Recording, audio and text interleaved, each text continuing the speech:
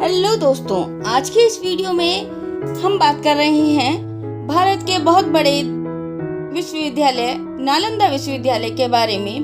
5वीं शताब्दी में इसका निर्माण करवाया था गुप्त वंश के शासक कुमारगुप्त ने। उसके बाद धीरे धीरे 8वीं शताब्दी में जो शासक राजा हर्षवर्धन ने इनकी दूसरी मंजिल का इस विश्वविद्यालय की दूसरी मंजिल का निर्माण कराया। उसके बाद में तीसरी मंजिल का जो इसका निर्माण करवाया वो थे पाल वंश के शासक देवपाल। तो इस प्रकार से इस इतने बड़े विश्वविद्यालय का निर्माण हुआ भारत में, नालंदा विश्वविद्यालय। नालंदा विश्वविद्यालय तो जो था दोस्तों, वो भारत का पहला आवासीय विश्वविद्यालय था जिसमें विभिन्न देशों के विद्यार्थी आकर के विभिन्न विषयों पर अपना अध्ययन कार्य करते थे।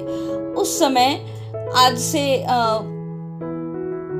बहुत साल पहले 1500 शिक्षक और 10,000 विद्यार्थी नालंदा विश्वविद्यालय में थे। विश्व के कोने कोने से आए विद्यार्थी इस शिक्षण संस्थान में 100 से ज्यादा भवन भी थे। हर भवन में कुआं था। विद्यार्थियों के रहने के लिए अलग अलग कमरे थे। उसमें उस समय ऊर्जा संसाधन, बिजली वगैरह ना होने के कारण वहां पर दीपक के लिए अलग अलग आले भी बने हुए थे। 19वीं शताब्दी में जब इसका भाग खोदा गया वो केवल 5% भाग ही था। उसके बाद में 2016 में इसका पुनरुत्थान का कार्य हुआ, यानी कि पुनर्खुदाई का कार्य हुआ मोदी जी के नेतृत्व में।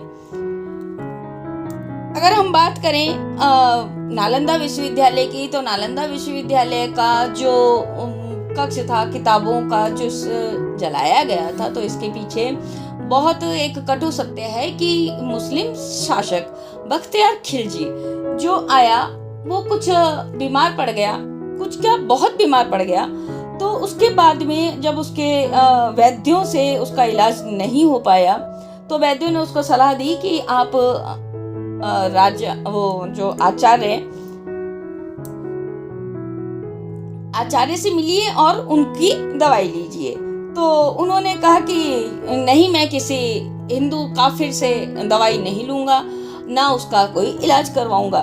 तो उसने आचार्य राहुल को बुलवा तो लिया, लेकिन इलाज से पहले शर्त लगा दी कि मैं किसी भी प्रकार की दवाई का सेवन नहीं करूंगा, और अगर वह ठीक नहीं हुआ तो उस आचार्य की हत्या करवा देगा। बख्तियार खिलजी ने 1199 ईस्वी में नालंदा विश्वविद्यालय में आग लगा दी, और कहा जाता है दोस्तों ये आग लगातार 6 महीने तक जलती रही। अब आज की अगर ऐसी किताबें होती जो कागजी पृष्ठ होते, तो वास्तव में वो इतनी लंबी आग नहीं लगी होती। लेकिन जो पुराना साहित्य होता था, पुरानी जो लिखा जाता था पांडुलिपियों पर, वो लकड़ी के जो होती हैं काष्ठें, उनके ऊपर लिखा जाता था। लकड़ी के ताम्रपत्र, उन पर लिखा जाता था। ताम्रपत्रों पर लिखा जाता था। जो पांडुलिपियां होती थी वो ताम्रपत्रों पर लिखी जाती थी, तो जो धातु की होती थी, इसके कारण से वो आग जो बख्तियार खिलजी ने लगवाई थी, वो आग तकरीबन 6 महीने तक लगातार जलती रही। और हमारी संस्कृति, हमारा साहित्य, इतना बड़ा साहित्य, वो धू धू कर करके जलता चला गया। अब हम बात करें कि बख्तियार खिलजी ने ये आग लगाई क्यों। बख्तियार खिलजी के पास में जब आचार्य राहुल को ले जाया गया तो आचार्य राहुल ने उनके इलाज के लिए कह तो दिया, लेकिन उसने कहा कि मैं किसी काफिर से दवाई नहीं लूँगा।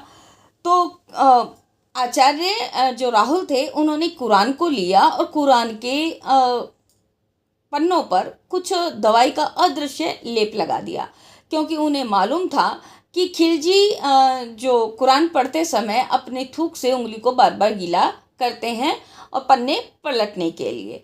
जब बख्तियार खिलजी ने कुरान को पढ़ने के लिए हाथ में उठाया 5-6 दिन तक, और उसके पन्ने 10-20 पन्ने आगे आगे पलटता गया, तो वो दवाई का असर उसके पेट में जाता गया और वो धीरे धीरे सही हो गया। जब बख्तियार खिलजी को मालूम चला कि एक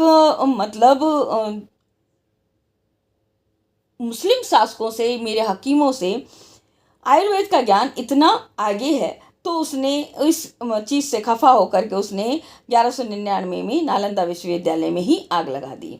यहाँ इतनी पुस्तकें थी कि आग भी लगी तो वो भी 6 महीने तक लगी रही। और इस तरीके से नालंदा विश्वविद्यालय का उस समय विनाश हो गया, ख़त्म हो गया एक तरीके से।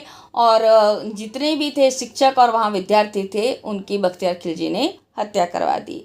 इस परिसर का, नालंदा विश्वविद्यालय का पुनः जो परिसर का उद्घाटन नरेंद्र मोदी द्वारा 19 जून 2024 में किया गया और इसका पुनरुत्थान का कार्य, वापस पुनः बनाने का कार्य, जिसके अंतर्गत पुनः आवासीय विश्वविद्यालय के रूप में इसे बनाया जाएगा। मोदी जी ने इस विश्वविद्यालय के बारे में जो कुछ कहा, मैं वो भी आप लोगों को बताती हूँ, तो सुनिए। प्रधानमंत्री नरेंद्र मोदी ने कहा कि किताबें भले ही जल जाएं, ज्ञान को नहीं मिटा सकती है आग।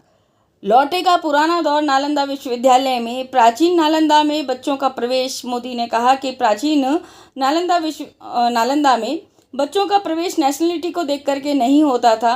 हर देश के युवा यहाँ आते थे। नालंदा में आज भी 20 से ज़्यादा देशों के विद्यार्थी पढ़ाई कर रहे हैं। यह वसुधैव कुटुंबकम का बड़ा उदाहरण है। आज अभी जो बन रहा है नालंदा विश्वविद्यालय, इसके नए कैंपस में 2 एकेडमिक ब्लॉक हैं दोस्तों। इनकी 40 कक्षाओं में 500 विद्यार्थी बैठ सकते हैं। कैंपस में 300 सीटों वाले 2 समान सभागार भी बनाए गए हैं। 550 विद्यार्थियों के लिए हॉस्टल सुविधा भी है।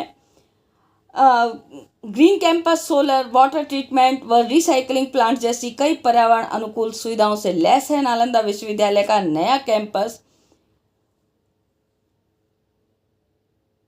प्रधानमंत्री मोदी द्वारा जब परिसर का उद्घाटन किया तो पूरा देश नालंदा विश्वविद्यालय को एक नई रोशनी की तरह देख रहा था, जो भारत को एक नई दिशा प्रदान करेगा। कैसा लगा है दोस्तों वीडियो? अगर अच्छा लगा हो तो प्लीज़ लाइक, कमेंट और सब्सक्राइब करना ना भूलें। आज के लिए धन्यवाद। नमस्कार।